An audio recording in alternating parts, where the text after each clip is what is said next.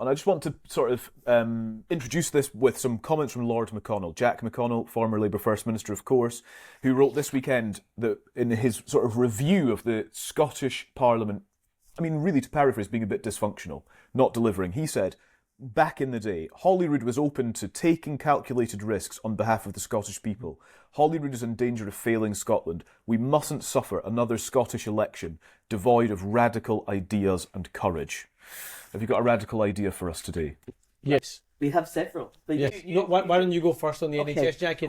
Keep it punchy. Let's make this manifesto fodder. Come on. So we know we've got a crisis in A&E, okay? We've got a crisis with delayed discharge. We've got corridor care. We've got paramedics queuing in ambulances outside the front door of hospitals. And we have social care literally crumbling before us, okay? You could not get a worse set of circumstances. And all we get from the SNP is more of the same.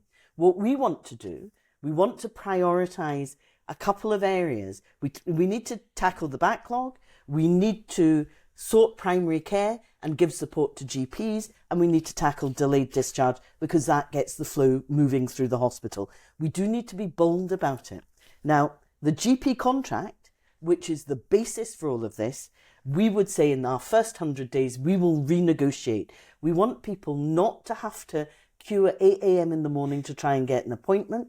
We want to be able to guarantee that they will be seen in primary care within 48 hours. And we want to bring back that notion of a family doctor because consistency, we know, leads to better outcomes. So all of these things we will do because we hear what patients tell us and we hear what GPs are saying. There are now 200 fewer GPs than when the SNP promised to increase them by 800. They're dealing with more patients. They are really struggling. So people end up in out of hours in A&E when they should actually be dealt with in primary care. We do need to change this because the demographics, I know it's hard to believe, we're all getting older and we're not necessarily healthier. So we need to change that dynamic. And the way you do it is by ensuring that there is reform and investment in primary care. In addition to that, we are going to reduce the number of health boards because there's too much bureaucracy, and we're going to put clinicians in charge because they feel completely distant from the service that they're operating in. We need them to be talking directly to ministers so we can turn the thing around. And we would add to that around that we talked about digital earlier on. Yeah. How we use digital innovation to do faster diagnosis, more precision medicine, more taking away the bureaucracy. I mean, we still got health boards using fax machines. Like there'll be people listening to this podcast who don't even know what a fax machine is. Yeah. That's what we've got on this archaic system. So we're going to bring our NHS in the 21st century. Consultants with pages, doctors writing out prescriptions. It's crazy. It's old-fashioned. And in terms of other... The challenge... Sorry, Calum. No, it's fine. I just want to put this to you because on the announcement on GPs, I clocked this from BBC News back in November that doctors in the Highlands fear that increased national insurance costs are going to mean the closure of some practices. This is from the British Medical Association. Rachel Reeves, as you know, hiked employers' national insurance contributions, and so that will include medical practices. They're going to go up as of April. And so Dr Al Miles, Deputy Chairman of the BMA's Scottish GPs Committee, says Highland doctors have contacted him, worried about the increased costs. But here's the point, Calum, is because of the national insurance increase, the Scottish Government has £5.2 billion of additional money to spend. So are you going to give some to the GP practices? Let me finish. Yeah. Is if you accept that the biggest challenges facing our NHS right now is the entrance door and the exit door.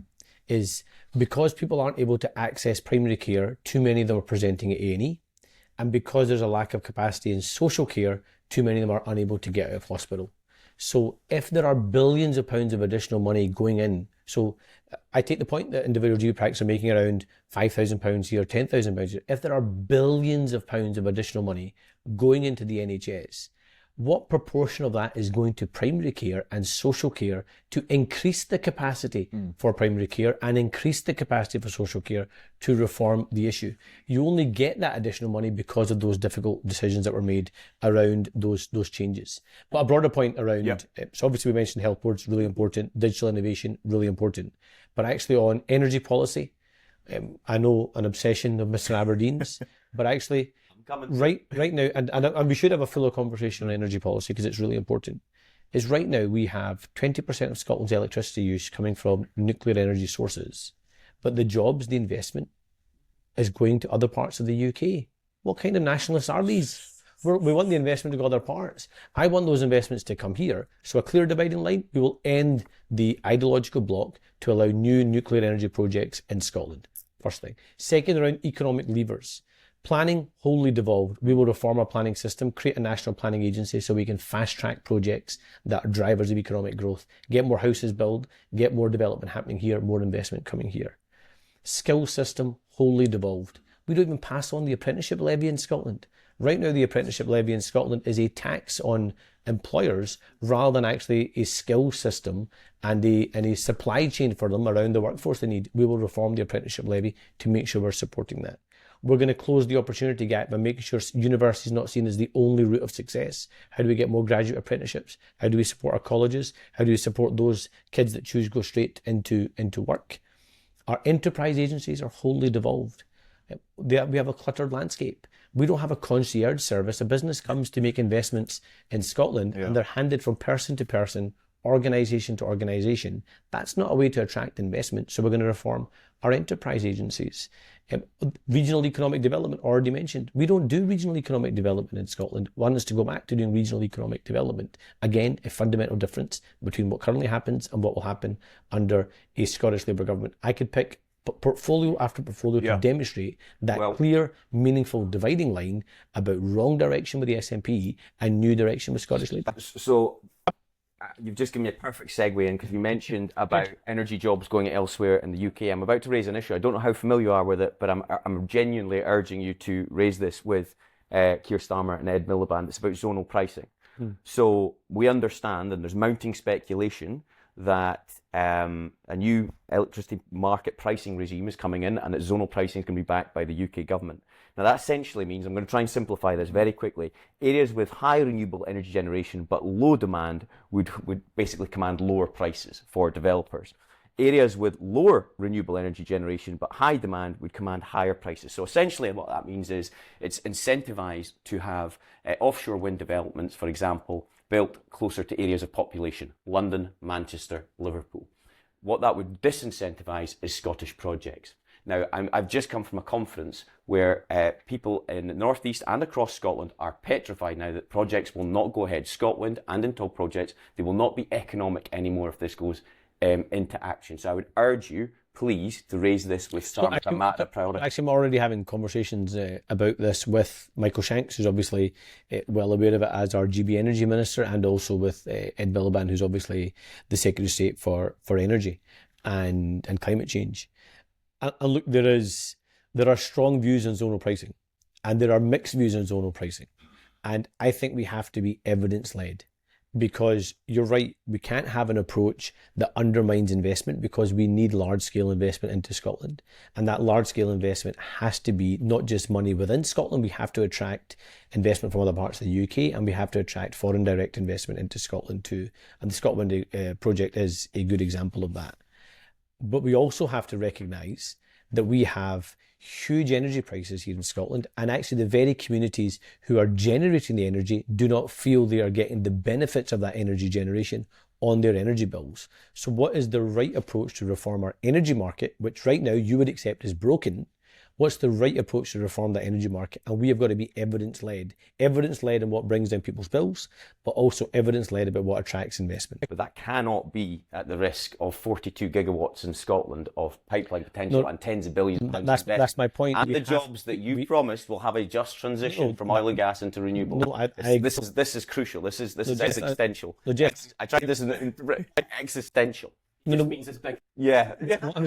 No, what I mean, serious. What I mean, Geoff, is you'd accept both sides of that, though. You accept that we have to change the system where communities that are generating energy don't feel as if they're getting the financial benefits of the energy. Absolutely. We're agreed on that. And also you would accept that we can't take an approach that would reduce investment. Actually, we need to take an approach that increases investment in Scotland. You'd accept that too.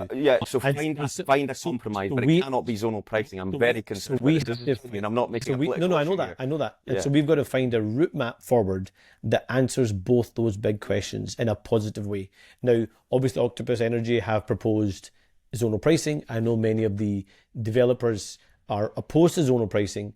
So if we are saying that the developers' proposition of no reform, or some developers do want reform, it'd be unfair to say they all don't want no reform, is if we accept no reform is not an option, and if there's an acceptance that what's been proposed through the current model of zonal pricing is not the right answer, then working with industry, what is the right answer? Correct. Because we have to bring down people's bills and we have to attract investment.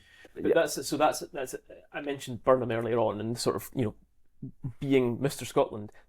Energy is a perfect example, and with Michael Shanks and the job that he's in, so we know, because we've just discussed it, and you know, that there is this issue between developers being put off by zonal pricing, but the fact that in remote and rural areas, a lot of locals just don't think there's anything in it for them to look out their window and see a turbine, because they think they get no benefit and their bills are the highest in the country. It is, you know, Scottish Labour are in an almost unique position to come up with a solution to that, working with the UK Labour government, understanding the situation in Scotland, working with the UK Labour government. There's arguably nobody in a better position, but you've got to be Mr. Scotland in that, and not Mr. Labour, to go back to my point. But that's my point, Andy, is we are having those conversations. Yeah. Now, what happens in public discourse is you're asked, do you support yes or no? Yeah, I get it. And the point I'm making is we've got to have an approach that does both those things that Geoff is saying.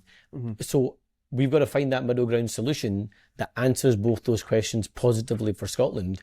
And there is no one that understands that even more crucially than Michael Shanks as our GB Energy Minister. He knows that that's the approach we have to take. And it demonstrates, again, a positive difference a UK Labour government can make if we get that decision right. Yeah. A couple of other things just on energy very quickly, because we've got lots more to get through today.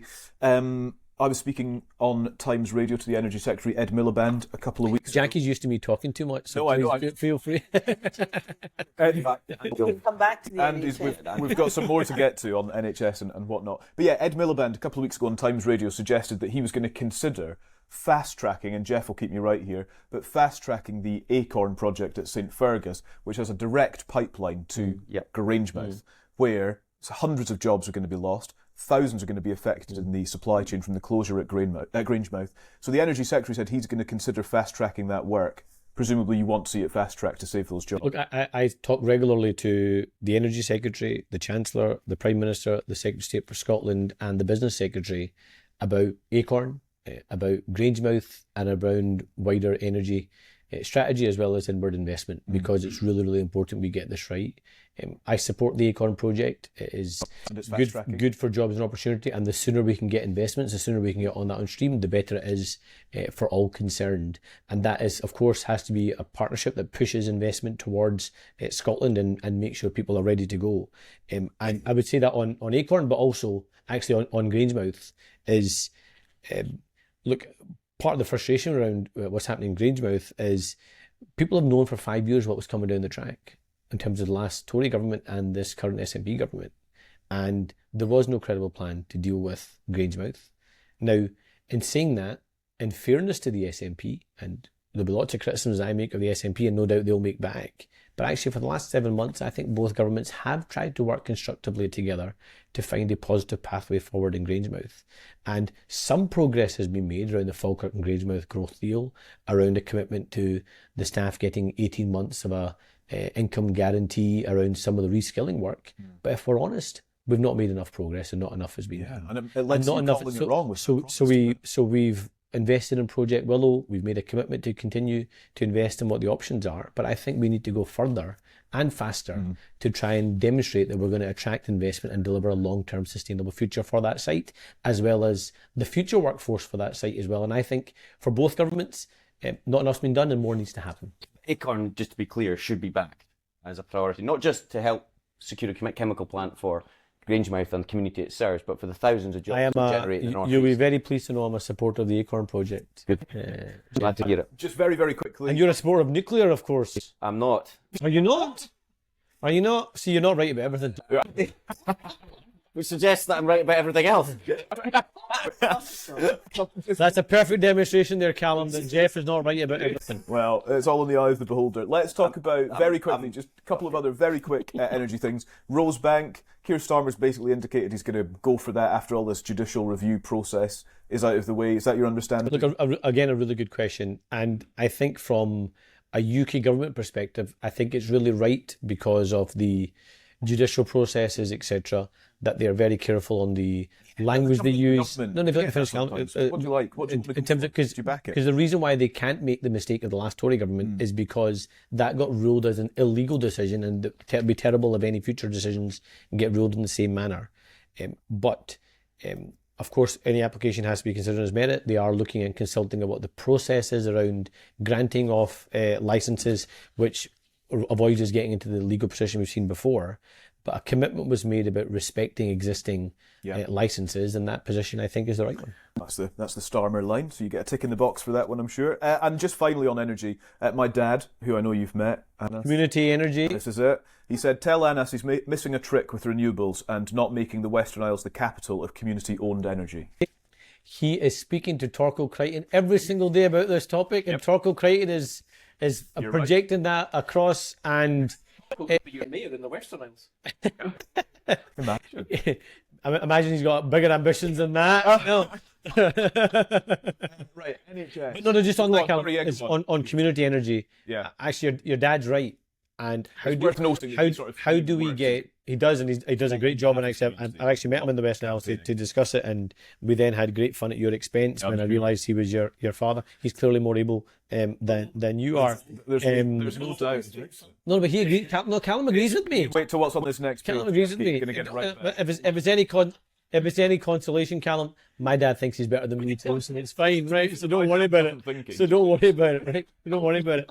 But genuinely, it's a demonstration actually, because for all it's right we champion the Northeast around the energy future, and oil and gas has got a significant role played for decades to come, and it's right that we think about the Northeast in terms of renewable opportunity. I think quite often we think as a society that renewables opportunities is somehow only for the Northeast. Yeah. Actually, there are communities, even urban communities, that are huge beneficiaries of if we get this right. And the challenge we have is we have got to win the argument and the investment based on the economic opportunity, not the climate argument. Because to be honest, and this might sound flippant, we don't win the argument or get the investment by giving the tree hugging argument. We do it by making the economic argument. If we do it by people making sacrifices rather than people's opportunities, we lose it and we lose the investment. And that would be the wrong approach for us to do. Way too far in the wrong direction on that one. Absolutely agree with you. Yeah,